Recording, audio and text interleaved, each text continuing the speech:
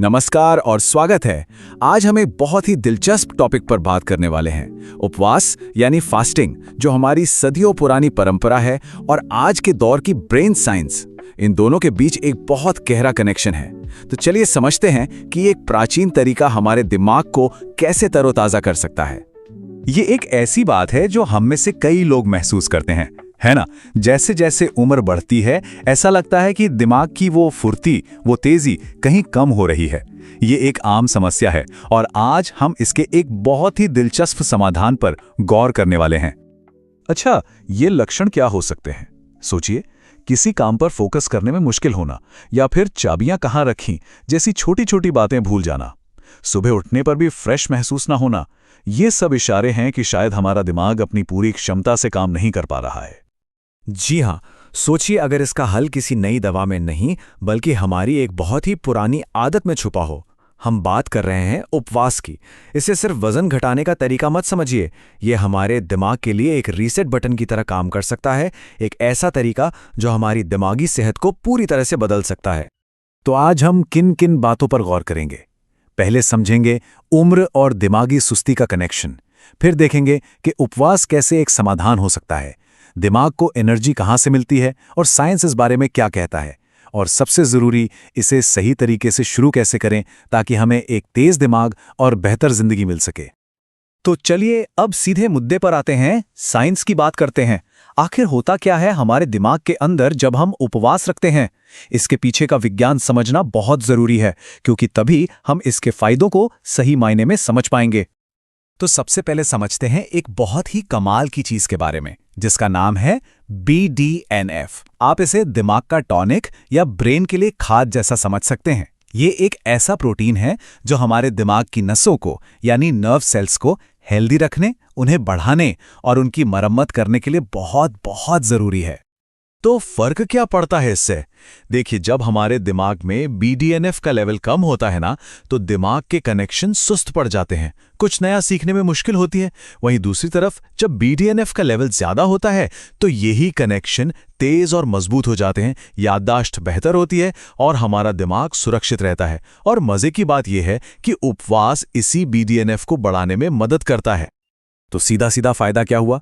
जब BDNF बढ़ता है तो याददाश्त तेज होती है, किसी भी काम पर फोकस करना आसान हो जाता है, नई चीजें सीखना तेज हो जाता है और हमारा दिमाग लंबे समय तक जवान और स्वस्थ रहता है। ये सारे फायदे सीधे तौर पर BDNF के बढ़े हुए लेवल से जुड़े हैं। अब आते हैं हमारे दूसरे हीरो पर, कीटोन। इन्हें आप दिमाग का सुपर फ्यूल कह सकते हैं। होता क्या है कि जब हम कुछ समय के लिए खाना नहीं खाते तो हमारा शरीर एनर्जी के लिए एक दूसरा रास्ता अपनाता है। वो शरीर में जमा चर्बी से एक खास तरह का ईंधन बनाता है, जिसे कीटोन कहते हैं। तो ये कीटोन बनते कैसे हैं? प्रोसेस बहुत ही सिंपल है। जब हम कुछ घंटों के लिए भूखे रहते हैं तो बॉडी एनर्जी के लिए जमा फैट का इस्तेमाल करने लगती है। इसी प्रोसेस में कीटोन बनते हैं और फिर हमारा दिमाग चीनी की जगह इन कीटोन्स को एनर्जी के लिए इस्तेमाल करता है और ये बहुत ही पावरफुल एनर्जी सोर्स है। और सबसे मजेदार बात जानते हैं क्या है? ये कीटोन हमारे दिमाग के लिए चीनी यानी ग्लूकोज से कई ज्यादा बेहतर ईंधन है। ये ज्यादा कुशलता से काम करते हैं, मतलब दिमाग को कम मेहनत में ज्यादा एनर्जी मिलती है। इसी वजह से सोचने समझने की शक्ति बेहतर हो सकती है। तो मतलब कीटोन का काम सिर्फ एनर्जी देना नहीं है, ये तो एक मल्टीटास्कर है। ये दिमाग की नसों की मरम्मत में मदद करते हैं, दिमाग के अंदर की सूजन को कम करते हैं, और इन सब का नतीजा क्या होता है? एक शांत और साफ दिमाग जो ज्यादा तेजी से और बेहतर तरीके से सोच सकता है। अच्छा, ये सारी बातें सुनने में तो बहुत अच्छी लगती हैं, लेकिन क्या साइंस भी यही कहता है? क्या हमारे पास कोई सबूत है? चलिए अब सबूतों पर एक नजर डालते हैं कि रिसर्च इस बारे में क्या कहती है। रिसर्च के जो नतीजे हैं वो काफी दिलचस्प हैं। जब जानवरों जैसे चूहों पर स्टडी की गई तो देखा गया कि उपवास से उनकी नर्व सेल्स में ग्रोथ हुई और उनकी याददाश्त और सीखने की क्षमता भी बेहतर हुई। और सिर्फ जानवरों पर ही नहीं, इंसानों पर हुई स्टडीज में भी पाया गया कि इससे एकाग्रता और सोचने समझने की शक्ति में सुधार होता है। तो ठीक है, साइंस समझ लिया, फायदे समझ लिए, लेकिन सबसे जरूरी सवाल तो यह है कि इसे सही तरीके से शुरू कैसे किया जाए, क्योंकि तरीका सही होना बहुत जरूरी है। तो चलिए अब कुछ प्रैक्टिकल स्टेप्स की बात करते हैं। अगर उपवास शुरू करने का सोच रहे हैं तो इन 4 बातों का ध्यान रखना बहुत जरूरी है।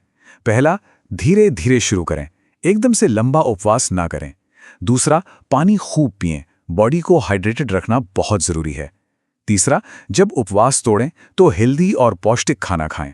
और चौथा, अच्छी नींद और थोड़ी बहुत एक्सरसाइज को भी अपनी जिंदगी का हिस्सा बनाएं।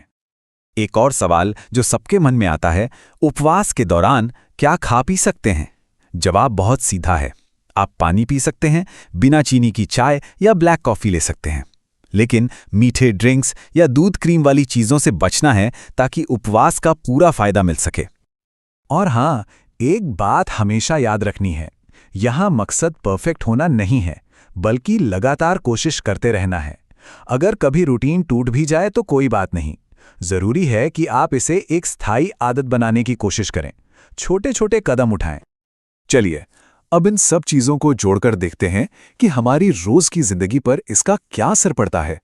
जब हमारा दिमाग हेल्दी होता है तो असल में जिंदगी में क्या बदलाव महसूस होते हैं? तो असल जिंदगी में क्या महसूस होगा? सोचिए, सुबह उठें और दिमाग एकदम फ्रेश हो, कोई सुस्ती नहीं, काम पर या पढ़ाई में ध्यान लगाना आसान हो जाए, कोई भी नई चीज आप पहले से जल्दी सीख पाएं और दिन भर के तनाव और थकान को आप बेहतर तरीके से झेल पाएं। ये जिंदगी की क्वालिटी में एक बहुत बड़ा सुधार है। तो आखिर में हम ये कह सकते हैं कि उपवास सिर्फ वजन कम करने की कोई डाइट नहीं है, ये तो दिमाग को नई ऊर्जा देने वाली, उसे फिर से जवान बनाने वाली एक लाइफस्टाइल है, एक आदत है। तो जाते जाते बस एक सवाल, अपनी दिमागी सेहत को और बेहतर बनाने के लिए खान पान की आदतों में ऐसा कौन सा एक छोटा सा बदलाव है जो आज से ही शुरू किया जा सकता है? इस पर जरूर सोचिएगा, क्योंकि बड़े बदलावों की शुरुआत हमेशा एक छोटे कदम से ही होती है।